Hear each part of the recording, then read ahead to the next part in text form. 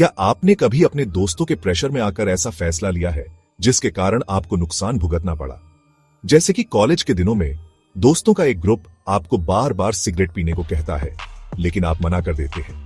लेकिन वही दोस्त यह कहे कि एक बार ट्राई कर, मर्द बन, तो आप मजबूर हो जाते हैं, क्योंकि अब आपकी ईगो पर बात आ जाती है।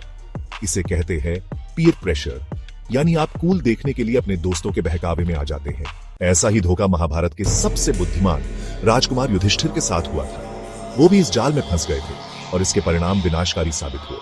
तो चलिए जानते हैं आखिर युधिष्ठिर पीयर प्रेशर में आके क्या गलती कर देते हैं। महान महाकाव्य महाभारत में युधिष्ठिर, जो अपनी बुद्धिमत्ता और धर्मप्रियता के लिए प्रसिद्ध थे, उनको उनके चचेरे भाई दुर्योधन ने चौसर खेलने के लिए आमंत्रित किया। शुरू में युधिष्ठिर जुआ खेलने वाले नहीं थे। उन्हें पता था कि यह खतरनाक है, उन्हें पता था कि यह गलत है, लेकिन इस चुनौती को ठुकराने जैसा कोई विकल्प नहीं था। क्यों? क्योंकि उस राजदरबार में सम्मान और प्रतिष्ठा सब कुछ था।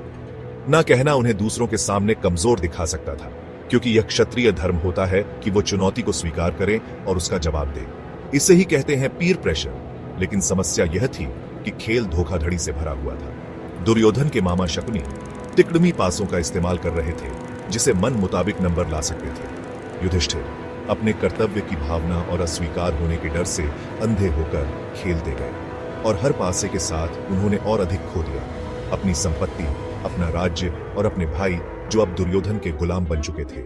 लेकिन दुर्योधन ने युधिष्ठिर को एक और मौका दिया कि वो सब वापस पा सकता है जो उसने जुए में खोया है। लेकिन अगर युधिष्ठिर यह दांव भी हार जाता है तो पांडवों को द्रौपदी देनी होगी, और अंत में यही होता है कि पांडव द्रौपदी को हार जाते हैं। एक रियल लाइफ इंसिडेंट आपको बताता हूं, जहां एक ऑस्ट्रेलियाई लड़के की मौत एक खतरनाक शर्त के चलते हो गई।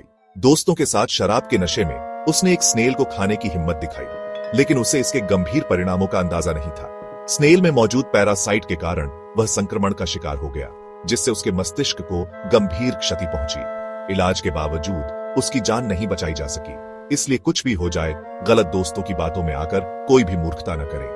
महाभारत हमें यह सिखाता है, सबसे मजबूत व्यक्ति वह नहीं है जो भीड़ के साथ चलता है, बल्कि वह है जो अपने रास्ते खुद बनाता है।